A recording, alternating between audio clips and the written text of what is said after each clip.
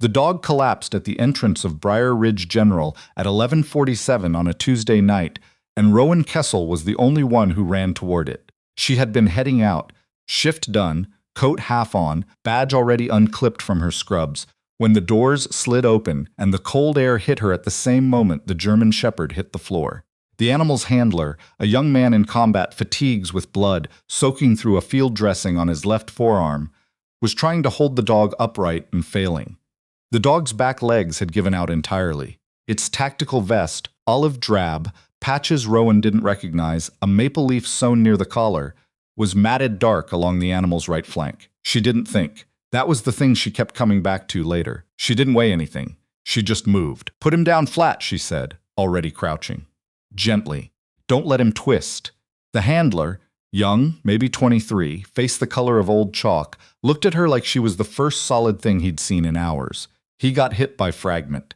"We were transporting him to the base vet in Petawawa, but he stopped being able to. I need to see the wound." Rowan got both gloves from her coat pocket, snapped them on. The dog, massive, probably 35 kilos, breathing in shallow pulls, turned its head and looked at her. Brown eyes.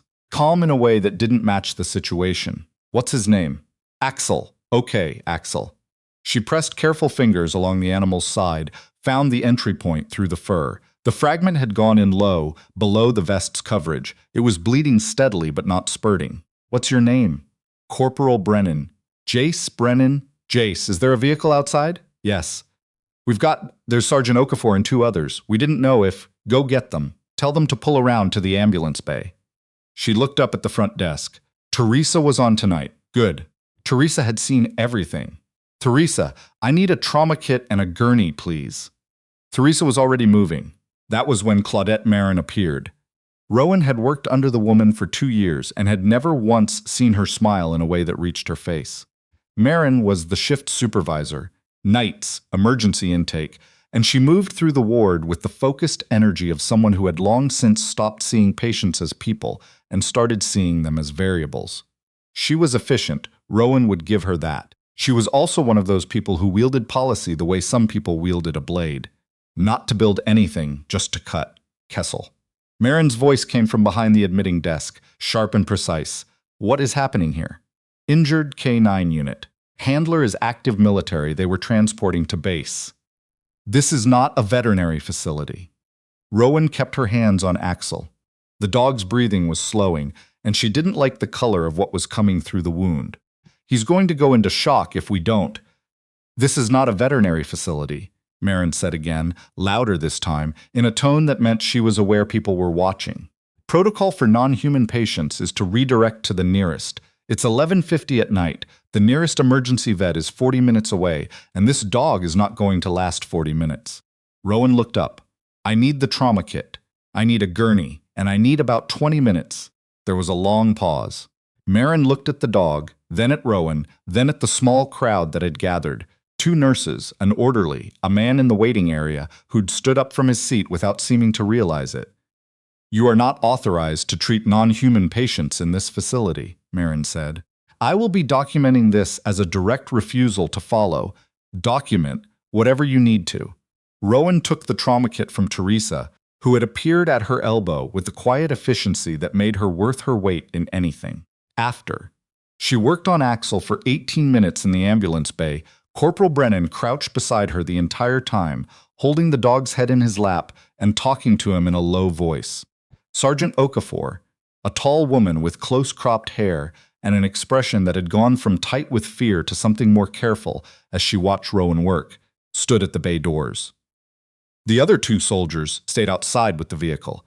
The fragment was small and had not hit anything it couldn't be pulled from. Rowan cleaned the wound, packed it, got a line in. She would think about the paperwork later. She would think about a lot of things later, and watched Axel's breathing even out. Not fully, not out of the woods, but steadier. "He needs a vet," she said, sitting back on her heels. "A real one, with imaging. But he'll make the 40 minutes now." Corporal Brennan looked at her over the dog's head. His eyes were red-rimmed. "Thank you," he said, and it came out rough, like it had been waiting a long time to get out. He's got 3 tours.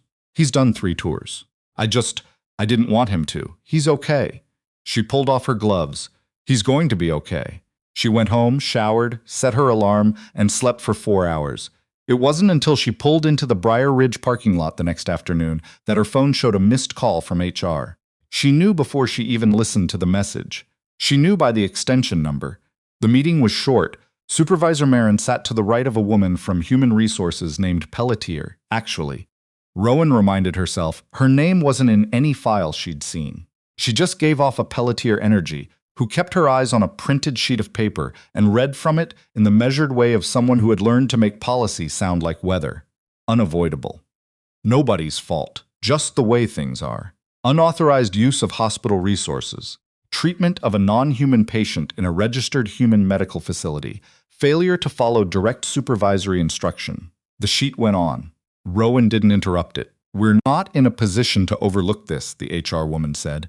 "Given the documentation Supervisor Marin has provided, and given the nature of the violations, the dog would have died," Rowan said. "That may be. He had a fragment in his flank. He was going into shock.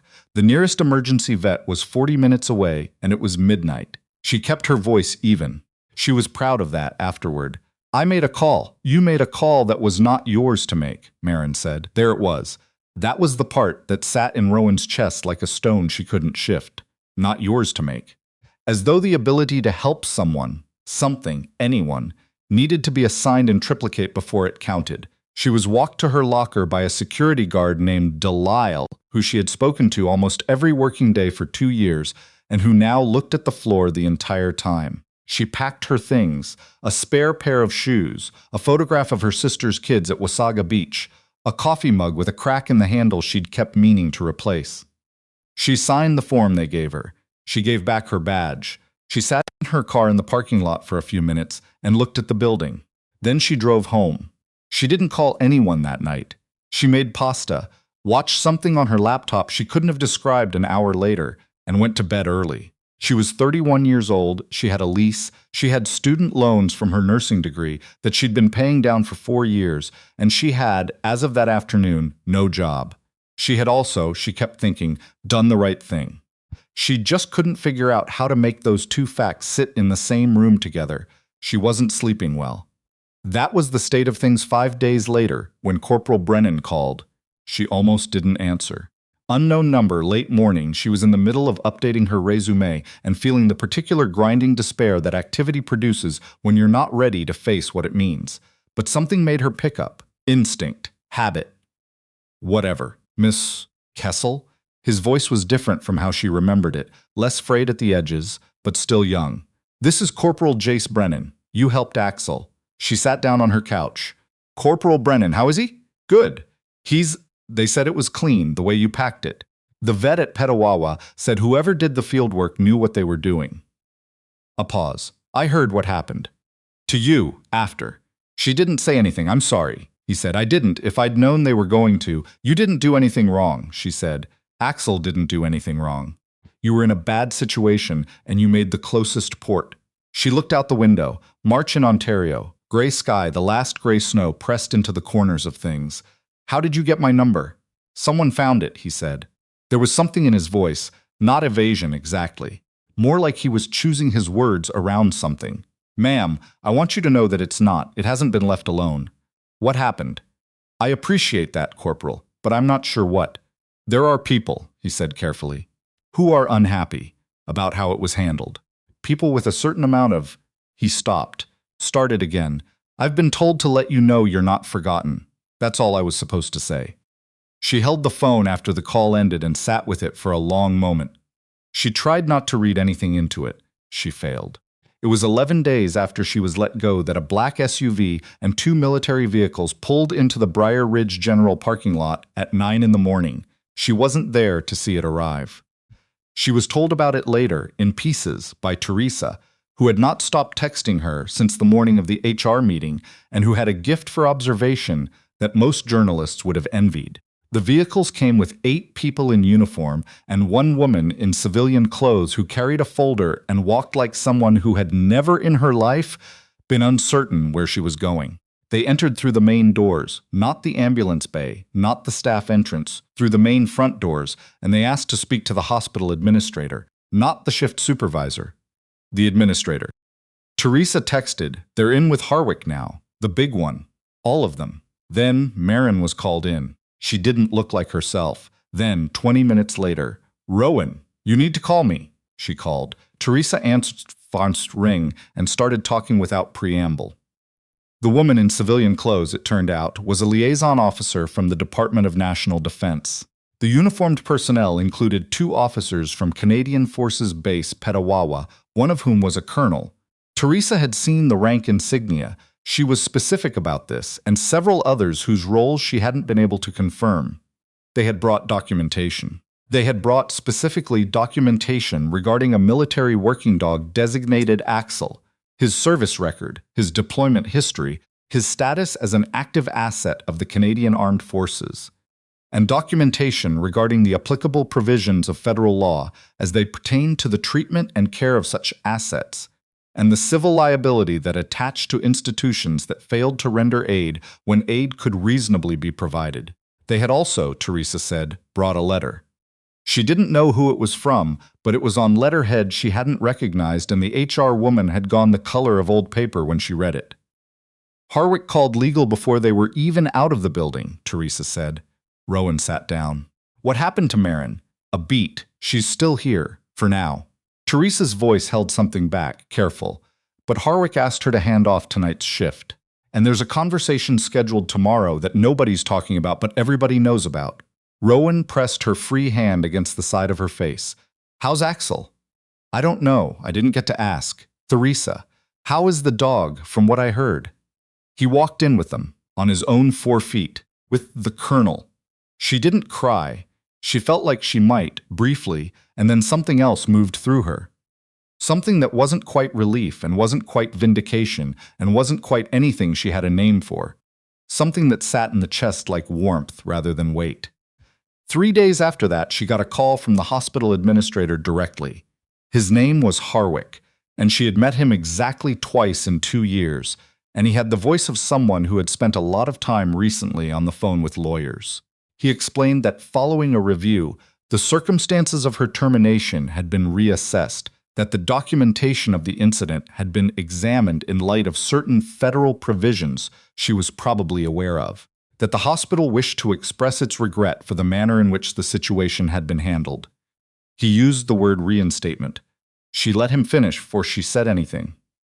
When she did speak, she didn't say yes right away. She asked a question. "What happened to the documentation Supervisor Marin filed?" A pause. That's being reviewed as part of an internal process. And Supervisor Marin? Another pause, longer. "Mrs. Kessel, we hope you'll consider the—" "I'm considering it," she said. "I'll let you know by end of week." She hung up and sat with it. The pasta pot was on the stove again. It was, she realized, a very similar Tuesday night to the one that had started all of this. She had her shoes off and her laptop open and the lease folder on the coffee table with a red-flagged section about 30-day notice requirements. She was 31. She was tired in a specific way that had nothing to do with sleep. And she had been right, and it had cost her something. And something had happened that meant it cost a little less than it might have. Her phone buzzed. A text from an unknown number, just 3 lines. "Axel is cleared for return to duty next month. He says hello. CPL." Brennan, she looked at it for a long time. Then she smiled, properly, for the first time in 2 weeks, and went to add more water to the pot. She called Harwick the next morning and said yes. But she made him put 2 things in writing first. A formal retraction of every notation Marin had entered into her file, and a clear protocol. She drafted the language herself, at her kitchen table at 6 a.m., on the back of a grocery list, for how Briar Ridge General would handle military working dogs in future emergency situations. He agreed to both. She suspected the colonel had something to do with that.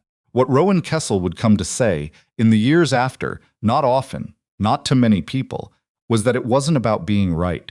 That was what she always wanted to clarify first, because she knew how the story sounded from the outside. She knew it had the shape of a vindication story. The nurse, the dog, the soldiers at the door, she understood why people framed it that way. But that wasn't what she held on to. What she held on to was the moment in the ambulance bay, the concrete cold through her knees, the light bad, her hands working from memory and training, and something underneath both of those, and Axel's brown eyes looking at her, calm, waiting. Trusting, maybe, or just too exhausted for anything else. And Corporal Brennan saying his dog's name in a low voice, just saying it, over and over, like the sound of it was enough to keep something tethered. She had been the only one in that moment who could do what needed doing. Not because she was brave, not because she was certain, because she was there and she knew how, and it mattered. That was what she kept. The rest, the HR form, the parking lot, the administrator's careful voice, that faded. That was just paperwork around the edges of something that wasn't.